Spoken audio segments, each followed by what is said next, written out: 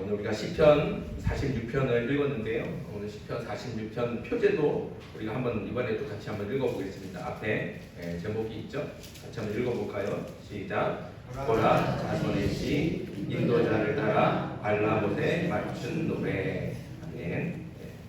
자, 우리 2권은 거의 다 이제 고라 자손의 시가 많다고 계속 우리가 말씀 나눴는데 오늘 시편도 고라 자손의 시라고 말씀하고 있습니다.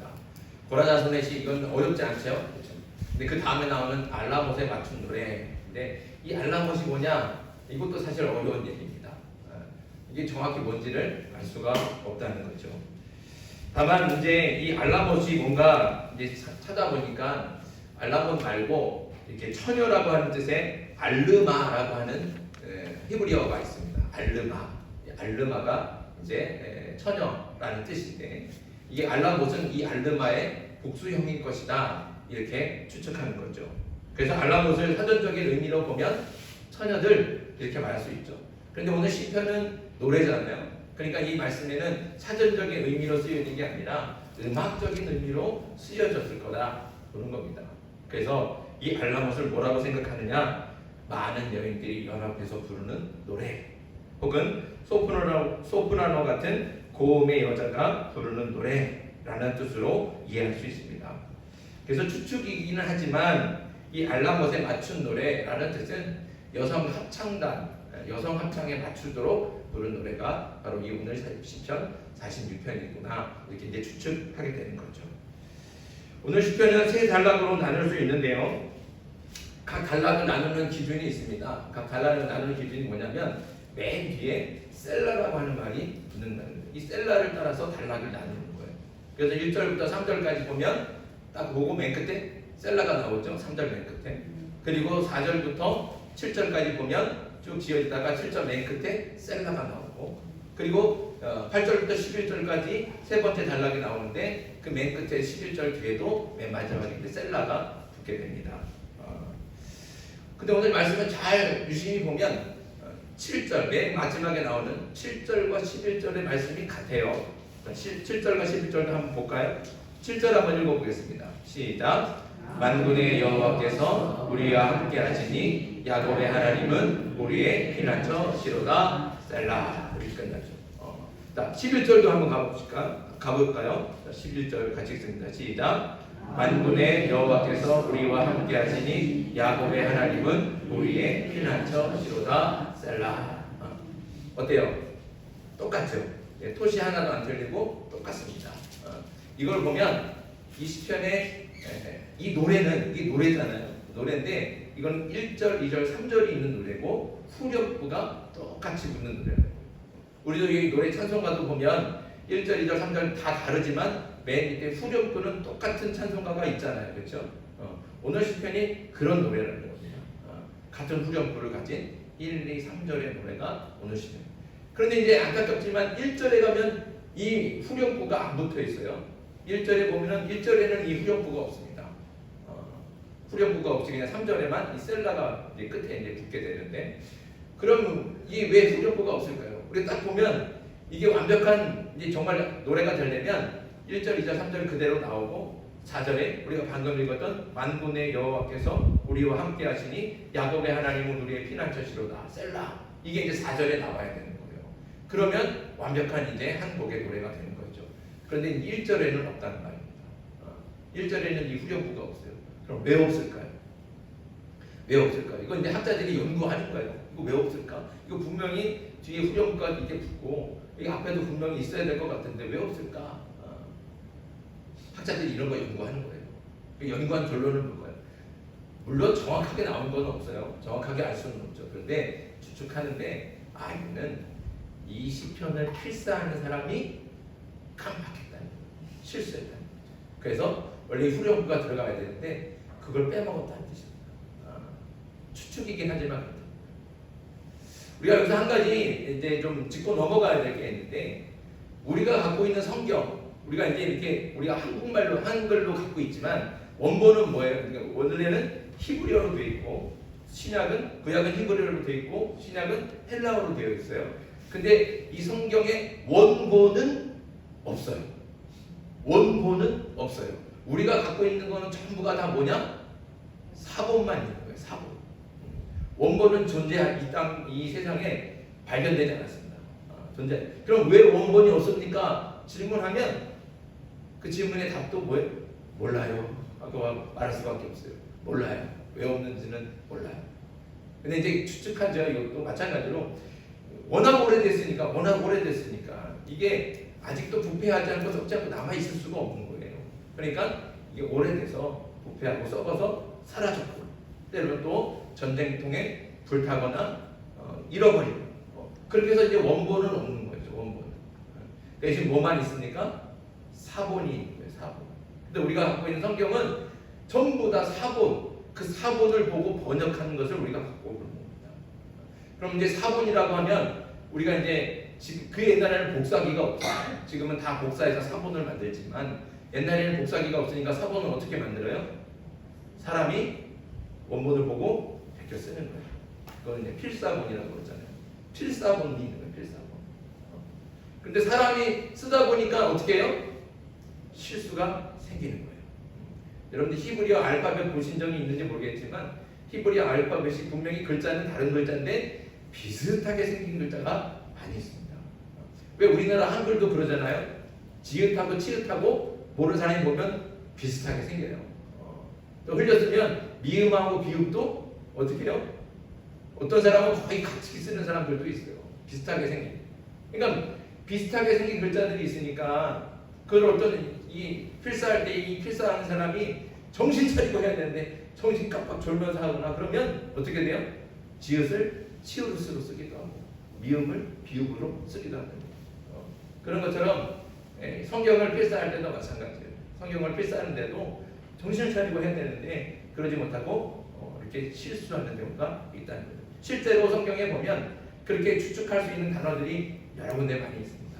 그리고 오늘 말씀에 있는 것처럼 후렴구 같은 거는 계속 같은 말이 반복이 되니까 계속 이제 넣어야 되는데 이걸 실수로 해서 넣은 줄 알고 빼먹기도 한다는 거죠. 이런 부분이 여기 시편 46편만 있는 게 아니라 사실 여러 군데 많이 발전이 되기도 합니다.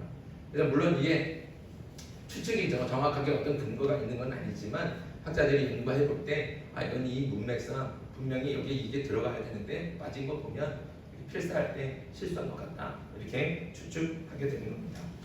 그래서 우리가 기억해야 될 건 이제 성경에 대해서 성경은 분명히 어떻게 해요? 하나님의 감동으로 쓰여진 하나님의 말씀이잖아요. 그렇죠? 그래서 우리는 이 성경을 누가 썼다고 믿음으로 고백합니까? 성경은 누가 썼어요? 왜 갑자기 믿음이 다 흔들리십니까? 자, 성경은 누가 썼습니까? 네. 아니 정확하게 얘기해요. 하나님 쓰셨잖아요. 그렇죠? 그럼 제가 이렇게 물어보면 뭐라고 대답해야 돼요? 하나님. 자, 다시 한번 해봅시다. 네, 정신 차리고 네, 정신 똑바로 차리세요. 누가 물어보면 어떻게 대답하실 거예요? 성경 누가 썼어요? 질문하면. 자, 성경 누가 썼습니까? 하나님이 쓰셨어요. 그렇죠? 하나님이 쓰신 거 우리 믿음을 이렇게 고백하는 겁니다. 하나님의 감동으로 쓰여진 거죠. 그러나 우리가 반드시 또 기억해야 될 것은 하나님께서 사람을 사용해서 쓰신다는 겁니다. 그럼 사람이 로봇가 아니었잖아요. 그렇죠? 그러니까 성경을 쓸 때는 사람의 생각, 사람의 어떤 역사적인 상황, 그리고 환경, 그리고 어떤 상태에서 자라갔는지, 어떤 나라에서 살고, 어떤 풍습과 어떤 문화 속에서 자라갔는지 이런 것들이 다 성경에 녹아져 있는 겁니다. 그렇죠? 그러니까 여기는 이스라엘 사람들의 배경식이 들어있잖아요. 그러니까 우리 한국 사람의 눈으로 보면 이해가 안 되는 것들이 분명히 있다는 겁니다.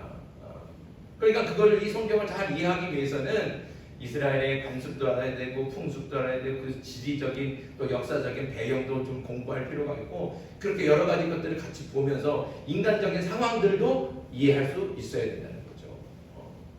그러니까 중요한 사실은 하나님이 쓰시긴 하셨지만 사람의 어떤 그런 손을 사용하셨기 때문에 때로는 그래서 실수도 나오기도 하고 그리고 또 사람의 어떤 역사적인 배경이나 환경들이 이 안에 녹아져 있다는 것을 여러분들이 꼭 기억하시면서 그렇게 말씀을 읽으면 좋을 것 같습니다. 말씀이 좀 벗어났는데요. 어쨌든 오늘 시편은 같은 후렴구가 반복이 되는 3절 가사를 가진 노래라고 볼 수 있습니다. 또 한 가지 우리가 말씀 속에서 우리 이제 셀라가 계속 반복이 되잖아요. 우리 앞에서도 여러 번 셀라가 많이 나오는데 셀라가 무슨 뜻이냐? 이것도 몰라요. 이것도 정확히 몰라요. 셀라가 이게 음악적인 기호다라는 것까지는 거의 뭐 정확하다고 볼 수 있어요. 그런데 이게 그러면 어떤 의미로 사용된 거냐? 어떤 뜻으로 사용된 거냐? 이걸 알기 어렵다는 거예요. 우리는 지금 악보 보면서 안단테 그러면 안단테가 천천히인가요? 느리게인가요? 안단테가 뭐예요? 느리게예요? 맞아요? 안단테 느리게 예, 이렇게 있잖아요. 안단테 느리게 안단테라고 써 있으면 어떻게 불러야 되는 거예요? 느리게 불러야 돼요. 그런 기호라는 게 셀라가 그런 기호인데 이게 어떻게 부르라는 뜻인지는 모른다는 거예요. 근데 이것도 이제 학자들이 연구를 하겠죠. 그래서 연구를 하니까 추측을 하는 거예요. 그래서 연구를 해보니까 히브리 말에 들어올리다라고 하는 말에 살라라고 하는 말이 있어요. 살라. 이 뜻이 들어올리다라는 뜻이에요. 그러니까 이 셀라라고 하는 말이 이 살라에서 나온 것이다. 보면서 그래서 이 중간에 이 셀라가 있으면 연주할 때 아니면 노래를 부를 때 한음 높여서 부른다. 연주할 때도 한음 높여서 연주합니다. 아마 그랬을 것이다. 이렇게 추측을 한 겁니다. 그래서 실제로 우리가 이제 지금도 그러는지 모르겠지만 옛날에 저 찬양 집회 다닐 때 한참 찬양 집회 많이 다녔잖아요. 그렇죠? 교회들마다 웬만한 큰 교회들은 다 찬양 집회, 뭐 목요 집회, 금요 집회, 수요 집회 이래갖고 찬양 집회가 많이 있었는데 그렇게 찬양 집회 다닐 때 보면 찬양 인도자가 중간에 셀라 부르는 말이에요. 그러면은 악기랑 이런 게 음이 다 하나 높여서 더 크게 이제 부를 때가 있었습니다. 아마 이제 그런 것들을 기반으로 해서 그렇게 이제 불렀지 않았을까 생각이 됩니다. 자, 이제 오늘 시편의 내용을 살펴볼 텐데요. 오늘 시편의 주제는 아주 명확합니다. 주제는 명확해요. 1절부터 나오죠. 자, 1절 말씀 같이 한번 읽겠습니다. 1절 시작. 하나님은 우리의 피난처시요 힘이시니 환난 중에 만날 큰 도움이시라. 아멘. 자, 이 시인이 고백합니다. 하나님은 뭐라고 고백하고 있어요? 하나님은 피난처십니다. 하나님은 피난처십니다. 이것이 오늘 시편 46편의 전체적인 핵심 주제입니다. 핵심 주제다 보니까 이 말씀이 계속 반복이 되는 거예요. 우리가 방금 읽었던 7절 말씀에도 마찬가지죠. 자, 7절 말씀도 다시 한번 읽어보겠습니다. 시작. 만군의 여호와께서 우리와 함께 하시니 야곱의 하나님은 우리의 피난처시로다. 아멘. 하나님은 뭐라고요? 우리의 피난처시로다. 11절 말씀도 마찬가지죠. 같은 말씀이 반복되는 거예요. 야곱의 하나님은 우리의 피난처시로다. 보신 것처럼 시편 46편은 피난처 되신 하나님을 노래하고 있습니다. 자, 그렇다면 피난처가 뭡니까? 피난처가 뭐예요? 재난을 만날 때, 그렇죠? 재난을 만날 때 안전하게 피할 수 있는 장소가 피난처예요. 그러니까 피난처라는 건 뭘 전제하고 있습니까? 재난을 전제하고. 재난을 전제하고. 그래서 오늘 시편에도 이 재난 같은 상황에 대해서 말씀해 주고 있습니다. 자, 2절과 3절입니다. 자, 2절과 3절 같이 한번 읽어보겠습니다. 시작. 그러므로 땅이 변하든지 산이 흔들려 바다 가운데 빠지든지 바닷물이 솟아나고 휘둘든지 그것이 넘침으로 산이 흔들릴지라도. 여기까지. 네. 이게 재난 같은 상황 아니겠습니까? 한번 이 말씀 그대로 한번 생각해 보세요. 어떻게 된다고요? 땅이 흔들리고 산이 무너지고 바닷속으로 막 빠져가는, 바닷물이 솟구쳐서 산을 막 집어삼키는 거예요. 땅이 흔들리는 건 뭘 얘기하는 거예요? 지진이잖아요. 지진이 일어나고 땅이 막 갈라지고 그 사이로 땅이 다 꺼져나가는 거예요. 그리고 그 지진 때문에 어떻게 또 용암, 이게 화산이 폭발하잖아요. 화산이 폭발해갖고 막 용암이 막 그 불 같은 것이 막 솟구쳐나요. 그런데 또 바다에 탁 들어가면 막 연기가 막 구름이 막처럼 피어오르잖아요. 그런 재난 같은 상황 생각만 해도 얼마나 무섭고 두렵습니까? 이런 재난 앞에서 사람이 할 수 있는 게 있을까요? 없을까요? 사람이 할 수 있는 게 없어요. 그 재난 앞에서는 사람이 얼마나 무기력한지. 여러분들 그 일본에 쓰나미 몰려올 때 생각나십니까? 그 화면 보면서 사람이 어떻게 할 수 그 재난을 막을 수 있어요, 없어요? 그 재난을 막아보겠다고 방어벽을 그 방파제를 7m로 쌓았단 말이에요. 7m 쌓으면 이 파도가 못 넘어오겠지 이렇게 안전하게 생각을 했어요. 근데 쓰나미가 어떻게 해요? 10m로 넘는 거예요.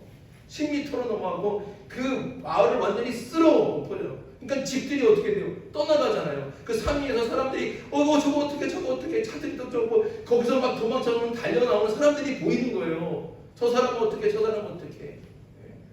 소리치는 게 생생하게 녹음이 되잖아요. 그러니까 그 재난 앞에선 사람이 할 수 있는 게 아무것도 없어요. 막을 수도 없고 그걸 이겨낼 수도 없고 할 수 있는 건 뭐예요? 피하는 거. 사람이 할 수 있는 건 피하는 것밖에 없다는 거죠. 큰 재난 앞에서는 그리고 재난 같은 그 환난을 당할 때는 피해야 됩니다. 그런데 이 세상에 정말 안전한 피난처가 있을까요? 며칠 전에 태풍 야기가 필리핀 지나고 베트남 지나고 중국 지나고 이렇게 가잖아요. 피해가 엄청났습니다. 여러분들 영상 보셨나요? 그 야기가 바람이 얼마나 센지 그냥 주차해 있는 큰 트럭인데도 트럭이 그냥 장난감처럼 날아가더라고요. 장난감처럼 날아가고 지붕은 통째로 막 뜯겨 나가고 나무가 그냥 다 뿌리채 뽑혀 나가고 나무가 40만 그루인가가 뽑혀 나갔대요. 이럴 때 우리들 생각에는 집안에 있으면 안전하겠지 이렇게 생각하잖아요. 집안에 있으면 되겠지. 근데 영상 보니까 어때요? 집에 베란다 창문이 통째로 뜯겨나가는 거예요. 통째로 뜯겨나가는 거예요. 그러니까 그 거센 바람이 그 집 안으로 몰려 들어오는 거예요. 그러니까 사람이 그 바람에 이기지 못하니까 그 바람에 빨려 들어가서 떨어지게 생긴 거거든요. 그러니까 그 사람들이 어떻게든지 그 바람에 안 쫓겨나가려고 막 이걸 붙잡고 막 아드레를 쓰는 게 영상으로 고스란히 나왔어요. 그러니까 우리 생각에는 집안에 있으면 안전하겠지 생각하지만 그 집안에서조차도 안전하지 못하다는 거죠. 세상 가운데는 안전한 곳이 없어요. 피난처라고 만들어내는 것들도 우리나라가 이제 홍수로 해서 이제 태풍이나 홍수나 이런 것 비가 많이 오니까 점검을 하는데 우리나라에 400몇 곳이 이제 피난처로 되어 있잖아요. 홍수나 이런 거에. 근데 홍수에 대비하지 못하는, 그러니까 적절하지 않은 피난처가 엄청 많대요. 전국에 엄청 많대요. 산사태에도 위험하고 그런 것들이 피난처로 지정이 되어 있다 하더라고요. 그러니까 이 세상에서는 안전한 피난처가 없다는 겁니다. 그 어떤 장소도 안전하지 않다는 거죠. 그래서 시인은 뭐라고 고백합니까? 오늘 이 시인은 오직 피난처는 하나님이시죠. 하나님이시죠. 세상 장소를 생각하면 피난처로 안전한 곳이 하나도 없어요. 그런데 하나님만이 안전한 피난처라는 거죠. 하나님은 장소입니까? 아닙니까? 하나님은 장소가 아니에요. 장소가 아닌데도 불구하고 하나님이 피난처시라는 거죠. 왜 그렇게 고백할 수 있습니까?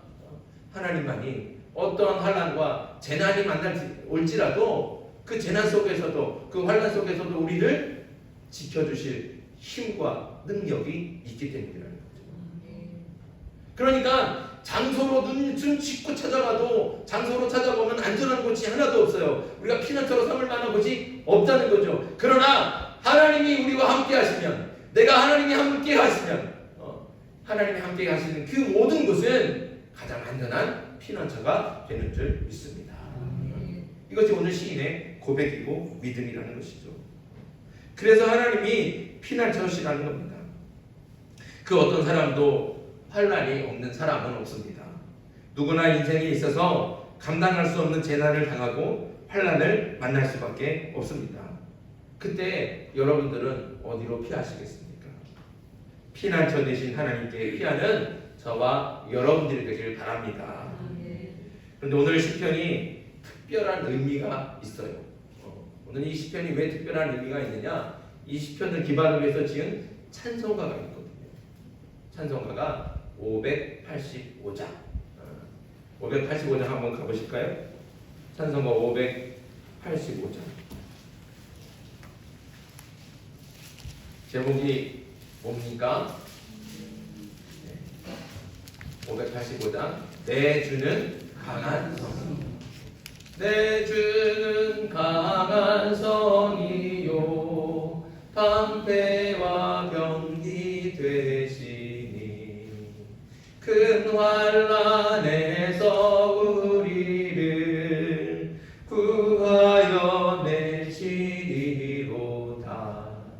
이 찬송가가 바로 이 시편 46편을 기반으로 해서 지은. 그런데 이 찬송가를 누가 지었을까요? 중요한 겁니다. 이게 누가 지었냐면 바로 종교 개혁을 이룬 마틴 루터가 지었어요. 마틴 루터가 왜 종교 개혁을 했습니까? 당시 카톨릭이 정말로 말로 설명할 수 없을 정도로 부패하고 타락했기 때문에 그래서 종교 개혁을 시작한 거예요. 그런데 그 부패와 타락의 정점이 어디냐? 누구냐? 바로 교황이에요. 교황.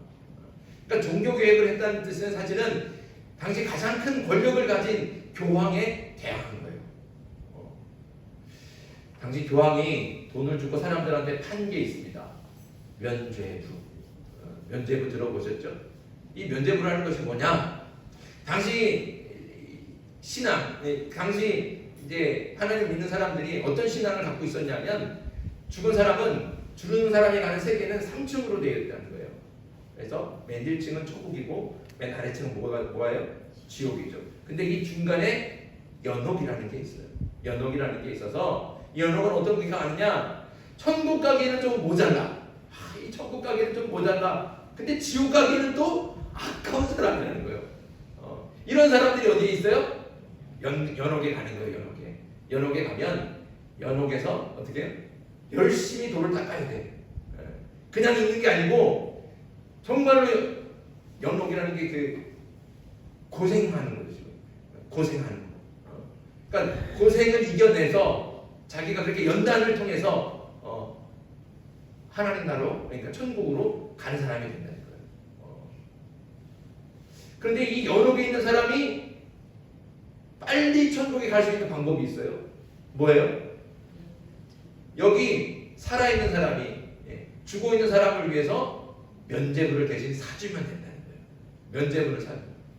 그럼 그 면죄부를 사면 그 사람의 죄가 사해져서 즉시로 천국에 가는 거예요. 교황이 이렇게 얘기하고 사람들한테 면죄부를 파는 거예요.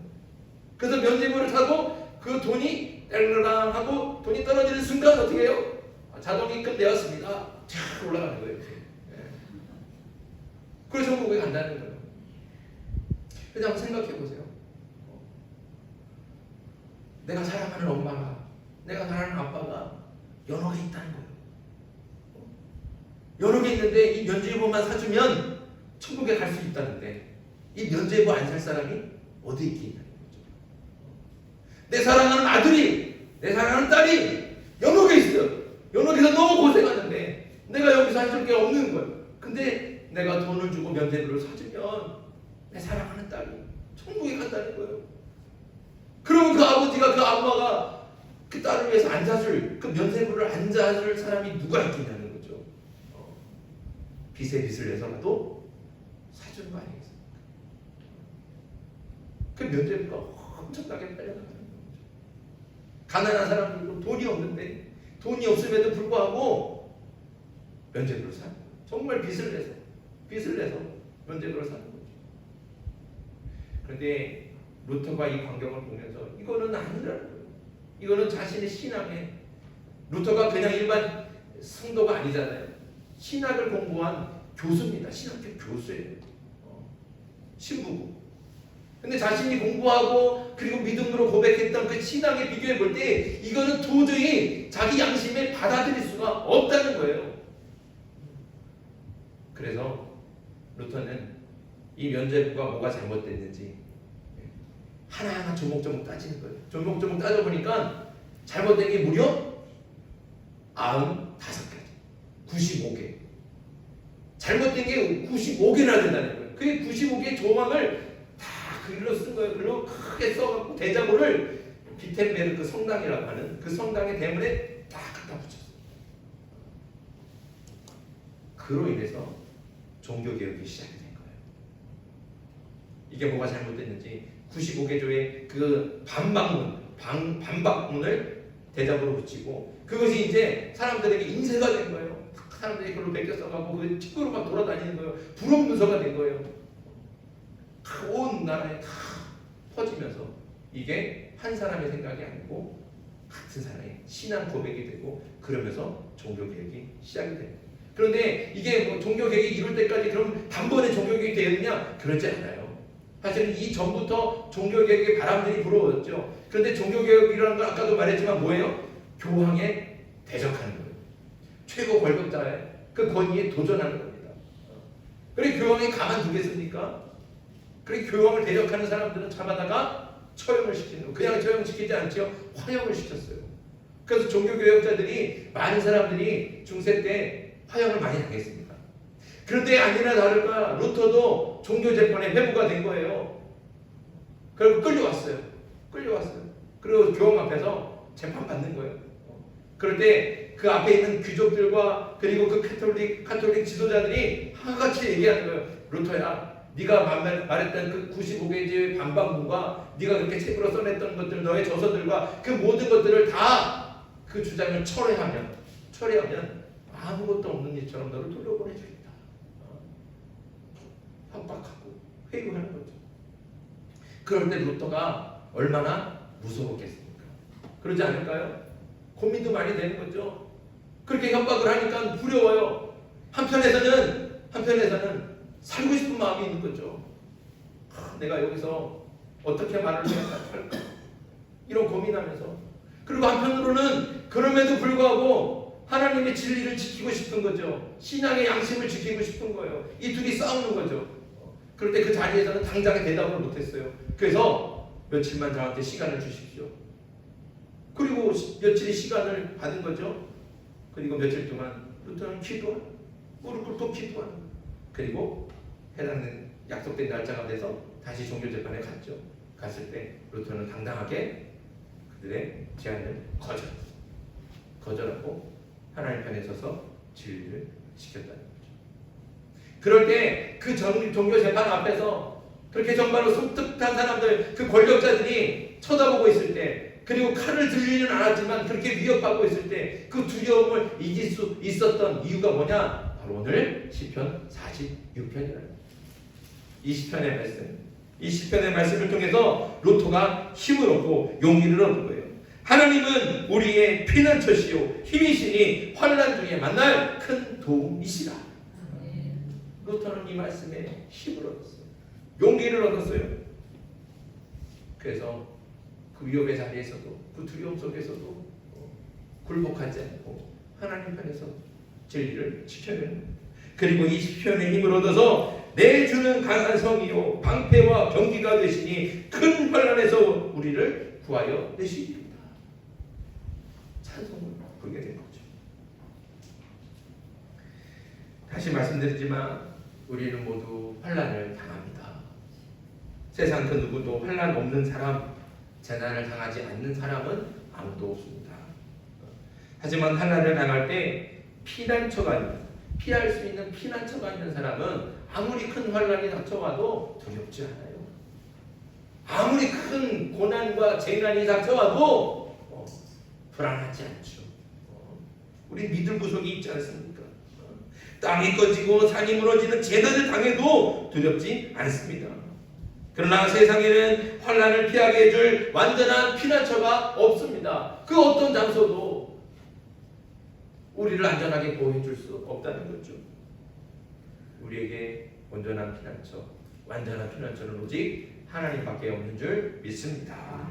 하나님만이 저와 여러분의 피난처가 되십니다. 하나님은 전능하셔서 환난 중에 우리를 도울 힘과 능력이 있습니다. 그래서 우리의 도움이 되신다는 거죠.